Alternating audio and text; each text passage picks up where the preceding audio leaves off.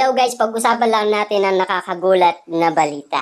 Katden, dinomina mga sinehan. Bakit nga naman kaya guys? Ito ang nasasabi ng balita. Tignan natin guys kung ito nga naman guys ay dinomina mga sinehan. Alam naman natin guys kung papaano nga naman ang nangyari sa sinehan, 'di ba? Pinapakita kasi sa atin guys ng mga tao kasi, 'di ba? Abang nakapila ang lahat ng tao guys ay meron tayong update sa kanya-kanya lokasyon, Luzon, Visayas at Mindanao. Kasi guys, meron nga naman kasing record na kinuha ang Star Cinema sa bawat sinehan at nilagyan nga naman guys ng mga pangalan ng lugar kung saan nga naman guys sila nanonood sa area kung saan pinapanood ang movie na Hello, Love Again. Kita nyo naman guys, nagsikalat na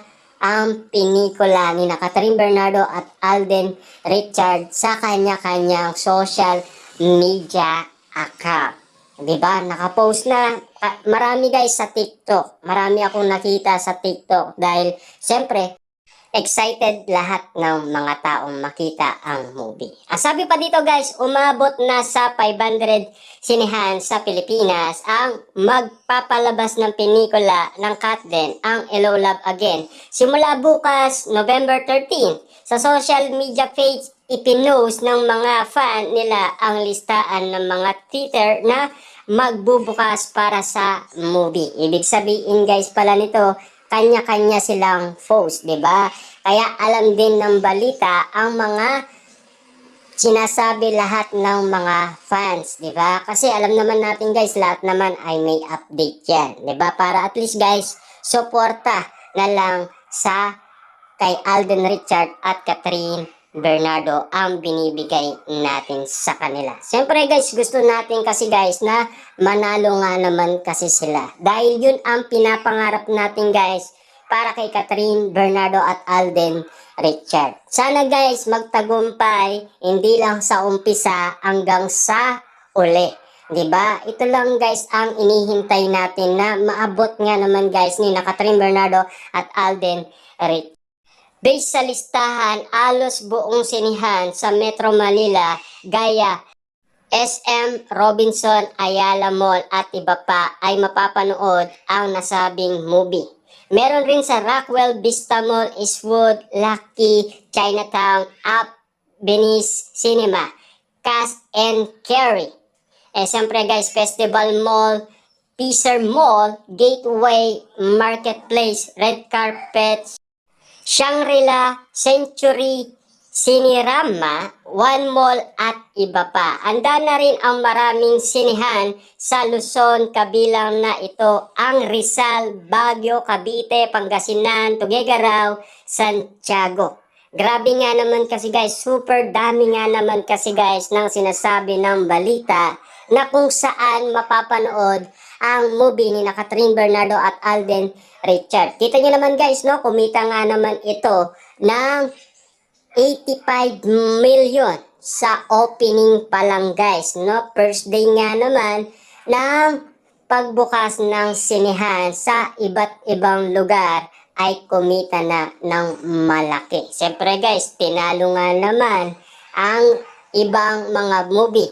Siyempre guys, galing na nga naman yan kay Mami Min Bernardo dahil ginulat nga naman guys ni Mami Min si Catherine Bernardo. 'Di ba? Kitang-kita naman natin guys na may video nga naman sa Instagram ni Mami Min. Kung gusto nyo guys, bisitahin nyo lang ang Instagram post ni Mami Min Bernardo para masaksihan ninyo guys kung ano ang update ni Mami Min Bernardo, kung papaano ginulat si Catherine Bernardo dahil sa first day earnings ng Hello Love Again.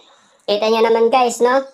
Napakadami nga naman guys na sinihan na nagbukas para sa pelikula ni Catherine Bernardo at Alden Richard. Kitang-kita naman natin guys, lahat naman guys ay tumulong at sumuporta kay Catherine Bernardo. Kaya naman guys, lubusan nagpapasalamat si Catherine Bernardo sa kanyang post sa Instagram, 'di ba? Makikita niyo doon guys ang kanyang taus-pusong pasasalamat sa mga nanonood ng movie Luzon, Visayas at Mindanao, 'di ba? Kung gusto niyo rin guys makita ang Instagram post ni Catherine Bernardo guys, tignan niyo na lang ang kanyang Instagram account para at least makita ninyo kung ano ang kanyang sinasabi. Solid na rin ang Bisaya at Mindanao, lalo na ang mga lugar kung saan nag-mall tour sina Catherine Bernardo at Alden Richard. Walang dahilan para hindi mag-blockbuster ang movie ng Katden dahil pati sa EDSA ay naka-poster na ang gigantic billboard nila mula sa ini-endorso clothing company. Labas na rin ang isang fashion and lifestyle magazine kung saan ang Katden ang figure star. Kung nagbabasihan ay ang pagkandado ng mga sinihan sa pelikula ng Katden, nagtala ito ng history sa Pinas bilang pinakamainit na love team sa panahon ngayon. Siyempre guys, kitang-kita naman natin talagang mainit na. Siyempre guys, alam naman natin more than 5 years ang inintay ng lahat ng netizens at fans. Hindi naman siguro sila guys mangungulit kung ayaw nilang ibalik sina Alden Richard at Catherine Bernardo para mag-collaboration ulit. Diba? Kitang-kita naman natin guys lahat ng sakripisyo ng mga netizens at mga fans sa pangungulit kay Catherine Bernardo, Alden Richard, Star Cinema at GMA Picture. Dahil sa kanilang pagbabalik guys, kita nyo naman guys ang naabot nga naman nila kahit na may takot at duda at kaba. Pero nawala nga naman yun guys dahil nung nabalitaan nga naman ni Catherine Bernardo na panalo ang kanilang movie ay kitang-kita naman guys sa reaksyon ng kanilang mga muka na sila ay napakasaya dahil sa tagumpay na naranasan nila. Diba? At sabi pa nga dito guys, no? Ito yung pinaka-inaasam ng natatanging midnight screening sa pagpasok ng petsa sa unang showing ng pelikula. 'Di ba? Grabe nga naman kasi guys dahil kitang-kita naman natin na marami talagang sumusuporta lalong-lalo na guys sa ibang bansa dahil sold out na rin ang ibang ticket nila. 'Di ba? Kitang-kita nyo naman guys, maraming nagmamahal kina Catherine Bernardo at Alden Richard. Hindi lamang sa Pilipinas, maging sa ibang bansa. Ang gusto nga naman guys ng ibang mga OFW ay magkaroon na ng part 3. Siyempre guys, hindi pa naman tapos dahil medyo kabado pa sina Direk Cathy at lalong-lalo guys Alden at Catherine nung una. Pero ngayon, hindi na. Kasi nanalo na sila. Diba? Kitang-kita naman natin kasi guys na ang tagumpay nila talagang meron pang celebration. Dahil kita natin guys si Joros, Alden Richard at Catherine Bernardo na nagsasalo nga naman dahil sa tagumpay ng kanilang movie.